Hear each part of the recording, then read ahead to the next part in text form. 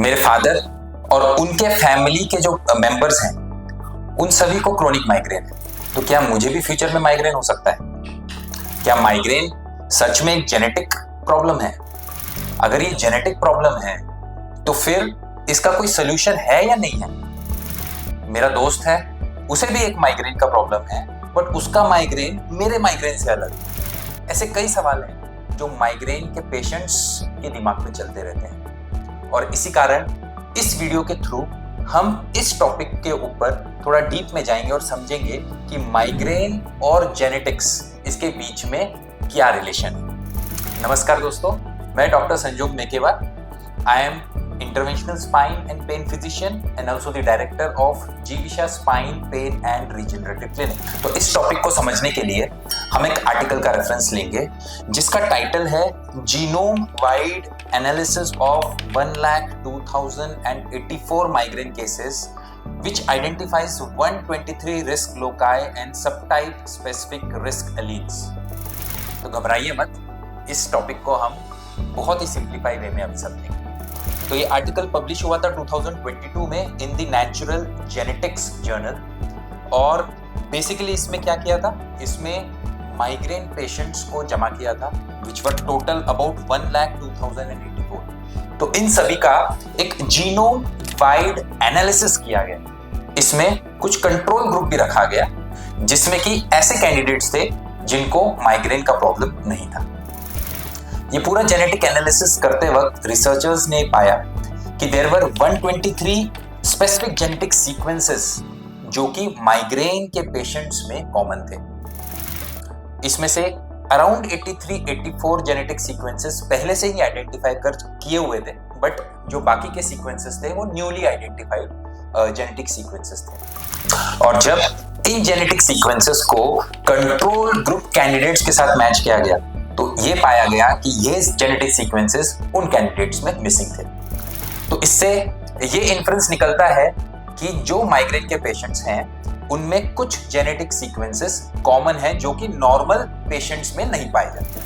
अब हमें ये समझना होगा कि हमारी बॉडी के सब structures and functions are basically controlled by genes, और ये जेनेटिक सीक्वेंसेस जो माइग्रेन के पेशेंट्स में पाए गए, इनका मेन काम है to control the function of various sodium, potassium and calcium channels. So if we look at a structure of a neuron, this is the cell body, then this is the axon, and this is the synaptic vesicle or synaptic terminal. So these are the dendrites and this is the nerve nucleus. Now along the axon we have sodium channels, sodium potassium channels basically, and then sodium potassium channels, and along the synaptic cleft we have what is called as the calcium channels। तो हमारे जो nerves रहते हैं, नसें रहती हैं, उनमें जो इलेक्ट्रिकल सिग्नल्स या नर्व सिग्नल्स जाते हैं, these are controlled or governed by these sodium potassium and calcium channels only।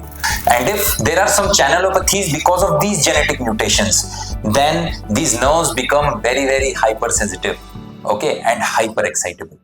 So this is the primary pathology in migraine, where the nerves in specific areas of your brain are very sensitive and they get very easily excited by some stimuli।